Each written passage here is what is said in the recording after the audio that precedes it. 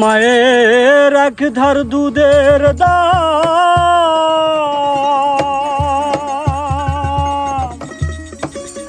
কাটিয়া গায়ের চা পশু বানাইলেও ঋণের সুদ হবে না।